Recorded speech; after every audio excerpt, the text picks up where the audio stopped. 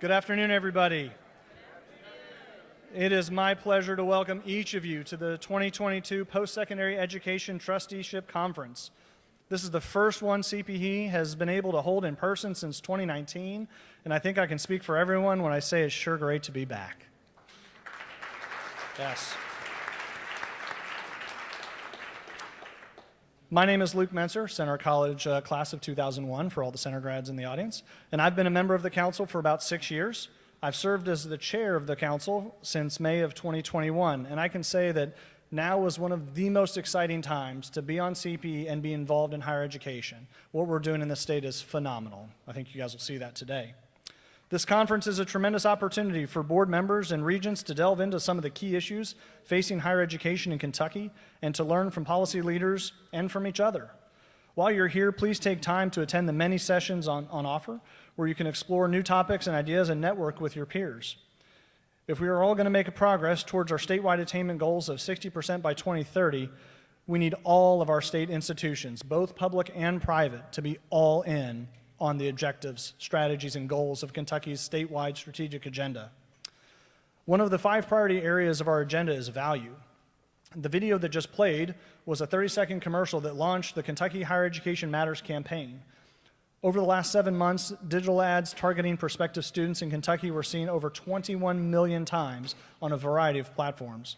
Marketing outcomes for this campaign far surpassed industry benchmarks due to campuses amplifying our messages through their own media and outreach channels. I and the rest of the council thank you for your continued support. I say continued because the work isn't done. While 49.4% of Kentucky adults now have a post-secondary credential, and that represents tremendous progress, we still have 10 percentage points to go, and I don't like losing. There's no one better to drive that message home than today's opening keynote speaker. Dr. Aaron Thompson was named the 4th president of the Council on Post-Secondary Education in 2018. He's an innovator, a collaborator, a thought provoker, and his leadership has pushed this state into a new era of higher education. Many of you know his journey could have been much different. His father was a coal miner with only a few years' education, and his mother only completed school through the 8th grade. But through family support and sheer determination, he's not only become a first-generation high school and college student, he is now a nationally recognized leader in higher education. President Thompson is a truly testament to the transformational power of education. And with that, it is my honor to welcome to the stage my friend and CPE President, Dr. Aaron Thompson.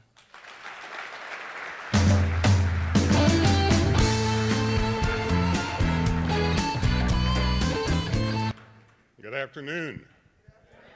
I'll make sure I don't get a double mic here. All I need is to be amplified twice, Bob. That's probably not good. Good to see everybody. What a great turnout. This is our largest ever trusteeship conference. That makes me happy. We have a lot of distinguished people with us, and if I even tried to introduce all of you, I would fail miserably. I just want to say thank you all for being here. It's great to be back. You know, one of the things that normally for those who know me, I roam around and not do a speech, but my staff told me I had to go verbatim. So if you see me reading, it's not because I want to, just to let you know. It is important, though, for me to say before we get fully into this, one of the things that I appreciate about my role is that I've been in higher education a long time. More than 3 decades, close to 4 decades actually, and most of that's been in Kentucky. And seeing Kentucky transform, if you want to call it that, higher education in ways that people have only talked about is truly a blessing for me as a Kentuckian. But moreover, you know, we are talking about what the future looks like even from now. And seeing our trustees, our administrators, our council members, my bosses, I should say thank you for hiring me. You know, all of these folks coming together to talk about this is crucial, I think, for us to not only get relaxed in our successes, and we'll talk about some of those in a minute, but in fact put ourselves in a situation where we will be still leading the country in many areas. But we are still in a position whereby it's problematic, if I didn't say, that we're going to have to think even more innovatively of how to think systematically, not just within our 2- and 4-year systems of higher education, but also with our P-12 partners and our employers. And we started some of that, true enough, but we still have a long way to go. So it's great being here. Officially, welcome trustees, regents, presidents, legislators, and friends of post-secondary education. Now, the last time I did address you in person was in 2019. That was just months before the COVID-19 pandemic shut us down and pushed us to a new way of doing business. And I tell people it may have shut us down face-to-face, but it did not shut down higher ed. And I tell people that constantly. We went virtually. Did we miss a beat? Yeah, a little bit, because the argument is that we still had some stuff we needed to do to strengthen our face-to-face. So when we went virtually, truly that affected us, but we did not close. And I just want to make sure that's the way we think about that. But it did teach us a little bit.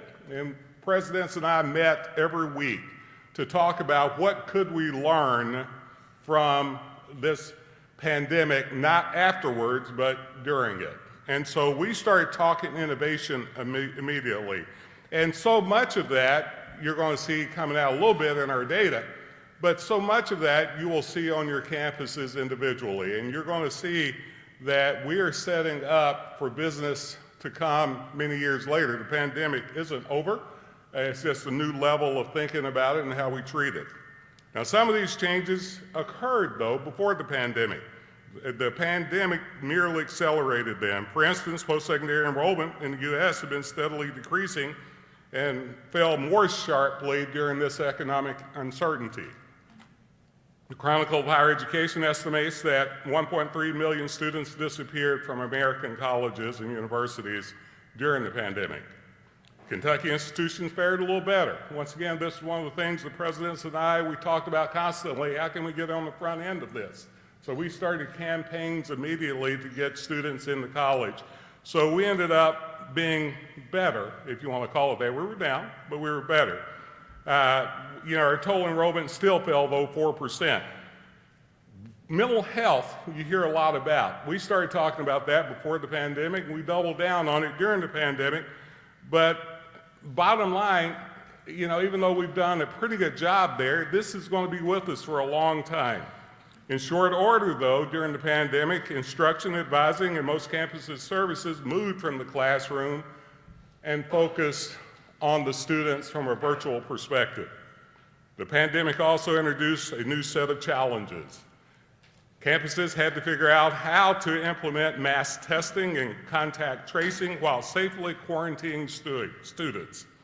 They had to work around personnel and supply chain shortages. And they had to figure out all of this while dealing with a significant revenue loss. And people think that the federal aid kind of replaced that. Well, it did not. I'm proud of higher education's response to this crisis, though. We demonstrated ingenuity, flexibility, and speed. And I just want to take a second personally, and I wanted this being here, I just want all of you all to give an applause to our higher education institutions from around the state of Kentucky.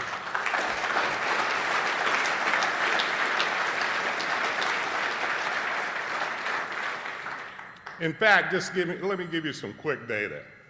Our credential production at KCTCS increased 28% during this time. Public universities increased their 6-year graduation rate by nearly 8 percentage points. Not percent, 8 percentage points, huge. Higher education received historic funding and increases in the 2022 legislative session. And believe me, thank you legislators and the governor's office for helping us to get there. I'm really proud of this statistic. Undergraduate enrollment increased by 14% when around the country it was decreasing in many states, and our underrepresented minority degrees increased by 41%. Equity is our focus because we have to think about how we serve every single student, not leave anybody behind. If we talk about how great we are in increasing our overall outcomes, but we're leaving people behind, then I would argue, how great are we? But I'm proud to say in Kentucky, this is all of our foci, so thank you all very much. Now the pandemic is receding, maybe. We may be tempted to take our foot off the gas, to simply return to business as usual. After all, what we were doing before COVID seems to have been working, but our experience with remote work and school has left an indelible mark. We can't turn back the clock. Now is not the time to even think about that, but it's the time to elevate our traditional business model in the face of these changing student preferences. And we know that there are a lot of reasons why we need to think about that. If we still have a model that was focused from 20 years ago or from 2 years ago, we're behind the 8 ball. It is time now to determine not only how we will survive, but as you've heard us say many times, we're talking about thriving. As the global pandemic was unfolding, CPE was beginning to craft a new statewide strategic agenda for our public post-secondary system. The timing of this process underscored the need for an accelerated innovation. It pushed also for us to respond, true enough, but we had to respond and be effective at the same time. We had to address the demands from parents and families, from students, and from our employers, and from our legislative folk. This plan also requires strategies that would enable us to achieve Kentucky's big educational attainment goal, and that's for 60% of Kentuckians to earn a high-quality post-secondary education by 2030. Now, this is our North Star, and you've heard me say this over and over again. We didn't come up with this just out of the blue. And I want to be clear, and you can look at the data, and you can look at what people are saying about this, even when they're trying to attract businesses. Yes, they want tax breaks, but what they want most is a highly educated workforce. You cannot have a strong, thriving economy without a strong, highly educated workforce to provide that, and you can't do that without a strong higher ed system. Now, I'm going to take the next many minutes to discuss the highlights of this new strategic agenda and how the priorities and strategy it advances can help higher education remain competitive, resilient, and relevant in the decade to come. Let us begin with college affordability. Without a doubt, concerns about rising costs and burgeoning loan debt are driving decisions about college going. We see students choosing less expensive institutions, electing to live at home and commute to campuses, or in many cases, foregoing college to enter the workforce full-time. And I think I say this a little bit later on in the speech, I'm sure I do, but I'll skip it then. I just want to tell you, yes, we do have a declining high school number, period, no doubt. But we also have a declining college going rate. 53% of our students graduating from high school, they go to college somewhere, either a 2-year or 4-year. But only in Kentucky, 47.8%. Bottom line, we can't get there without that number going up. That's why it is important for us to work with our P-12 counterparts. Now, these decisions, as we talk about them, are some hard financial realities for many of our families. But so often, though, many students are electing not to go to college, not because of real, but perceived barriers.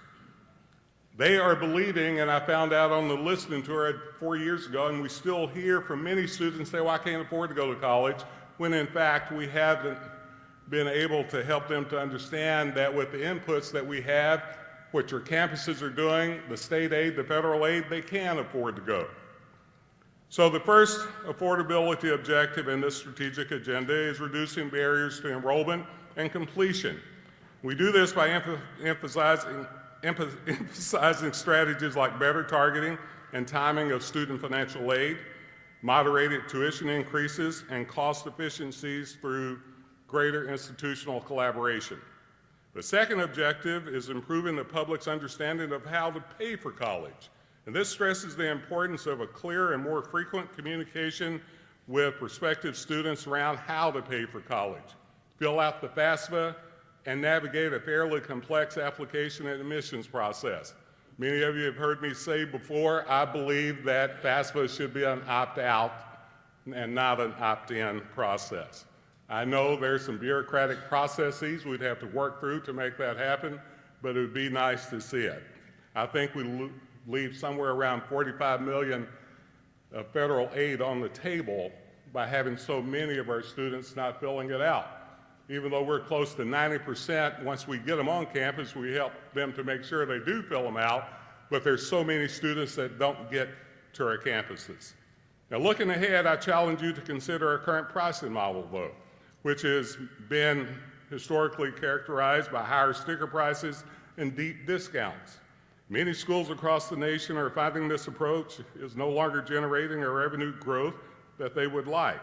Some are experimenting with lower tuition, offering differential pricing strategies for undergraduate programming, or guaranteeing a set price for 4 years. I'm asking you to consider pricing strategies that will attract students today and to the future for your institution. They may not be the same, but I would ask you to have that conversation. Next, I encourage you to assist CPE in advocating for additional financial support to provide at least 2 years of college, whether it's at a 4 or 2 year institution at low or no cost. The Work Ready Kentucky Scholarship was a good start, but we should keep pushing to join the ranks of at least 10 other states that provide 2 free years of higher education. We know that some post-secondary education and training will be essential for jobs in the future, as they are now. Kentucky cannot remain, once again, economically competitive without a more highly educated workforce. I also encourage you to consider the unintended effect of a sticker shock. Many students see our sticker price and not realizing that they very seldom ever have to pay that. This really disadvantages our low-income students and students of color. Indiana recently conducted a survey in which 70% of the residents said that trying to understand the availability of financial aid options was overwhelming. Similarly, in Tennessee, a survey found that most high school students didn't believe they were eligible for state aid, which in fact most of them were. Now, I said this before, but what if we had also opting out of higher education instead of opting in? Students, in many cases, are forced to opt out, whether it's by understanding that they don't belong there, can't afford to be there, or if they perceive it. Now, this brings us to our next strategic priority, which is transitions. For our purposes here, transitions mean moving from high school or the workforce to college.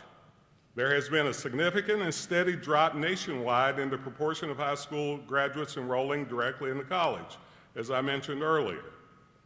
And nationwide, this is like 70% in 2016 to 63% in 2020. Now, here in Kentucky, as you heard me say before, in 2016, we were around 59%. Now we're at 53%, and lower even for those going to one of our Kentucky colleges or universities. What can we do to reverse this trend? Objective 3 in the strategic agenda focuses on improving academic, social, and emotional readiness for college. Fairly often we get lost in thinking that what we have to do when we think about readiness is focus on the academic inputs. Now that is important, no doubt, but many of our students are experiencing these other items, such as social, emotional, mental health needs, and that's what we need to provide too, and many of you are giving those wraparound services. All of you are, actually. Many are doing a little more than others. This includes strategies like somehow increasing high school AP and dual credit courses, adding career pathway programs, and enhancing college outreach opportunities so they occur earlier and more often. You saw the data that we have in the research we've done on dual credit. Dual credit, once we measure students who have been in college for a couple of years that had dual credit, the success is clear how they're maneuvering college, but that success was even more for our underrepresented minorities. But we have fewer of those going into the pipeline. So how do we increase that? Objective 4 focuses on recruitment and enrollment, perhaps the most urgent, immediate concern for our presidents and boards. We are beginning to feel the effects of the enrollment cliff due to the falling birth rates during the Great Recession. There simply aren't as many high school seniors in the pipeline, as I said earlier, there needs to be. To counteract this, we need to expand our notion of prospective college student. For years, college students in America have been skewing older with more adult responsibilities like working full-time or parenting. Yet, most of our recruitment activities continue to revolve around high school seniors. We have got to do a better job of recruiting and enrolling adults, especially those who are in early and mid-careers. Now, to be successful with this population, we can't just provide the same program experiences as we offer 18 to 21-year-olds. Adults are looking for more accelerated programming. They're looking for more credit for prior learning. They're looking for flexible formats, and they're looking for, in many cases, stripped-down services with lower cost. They're looking for short-term credentials that allow them to advance in their current career or train for a new one. Now, we are beginning, which I'm very proud of, to see more of this innovative public-private partnerships with our institutions here in Kentucky. And you've heard of some of the bigger examples that are out there, like Purdue's acquisition of Kaplan to form the Purdue University Global. Now, we know that partnership hasn't been problem-free, but it does represent a new way of thinking about differentiated program and services for adults. Now, I'm not suggesting that every Kentucky institution needs to develop this level of adult focus, but I'm clear in my belief that some of you need to. Now, the third priority of this strategic agenda, student success, lies to the heart of the mission of post-secondary educators. Our focus in this area is maintaining the quality and relevance of credentials, as well as improving wraparound services for advising and mentoring that help students persist to graduation. I want to be clear about mentoring. I don't know if you've followed these data, but mentoring really helps students that are protégés or that you're mentoring be successful in college. But guess what? It helps the mentors to be successful in college and gives them leadership skills that they use even afterwards. Now, I'd like to focus on a few of these more innovative strategies that we can pursue to increase student success. For the most part, our institutions have employed predictive analytics to pinpoint at-risk students and unnecessary curricular complexity that impedes students' progression. I believe we can do more in this area. We can use prescriptive analytics, and that takes predictive analytics a step farther by predicting the consequences of future decisions and providing data-based solutions. As such, it offers untapped potential for our colleges and universities. Second, CPE is proud of the work we've done to help campuses identify and integrate essential employability skills into academic programming. My goal as president of the council is, and people tell me this is a lofty goal, can't be done, but I love lofty goals that can't be done, that we can make happen. My goal as president of the council is for every college or university graduate to have a quality work-based learning experience as an undergraduate student. That can be a research assistantship too, by the way. We must expand and deepen employer partnerships that ensure that we remain the provider of choice for business and industry. Doing so will help also provide a real-world context for these students for their academic concepts that they're getting in the classroom. Finally, let's build on the fact that a much greater percentage of faculty and staff have now required a basic comfort level with remote learning and work. Emerging AI technologies promise to transform teaching and learning in exciting ways, but we can't take full advantage of it if educators lack training or if a broadband access issue is the problem. Now, I've already touched on some of the strategies in the talent priority, like increasing work-based learning and internships, but Objective 8 is there to improve career outcomes for post-secondary graduates. And Objective 9 is to increase research and service to support strong communities and economies. I'm proud to say that CPE this past year received $10 million from the General Assembly to form the Kentucky Healthcare Workforce Collaborative. This is an advisory group that state leaders, policy experts, and campus leaderships are a part of in healthcare. I'm also proud to say that even though we gave out most of these dollars to the campuses, we have 49 healthcare agencies engaged with us who are putting far more money into it. They're giving us their nursing folks to help be faculty on our campuses. So what we're doing is truly building together a way to not only solve the issues we have up today, but to actually solve the issues that we're going to have tomorrow. The final two priorities of this agenda are near and dear to my heart. The first is restoring the value proposition to higher education. Now, you may have noticed that Americans are increasingly dubious about the need to go to college.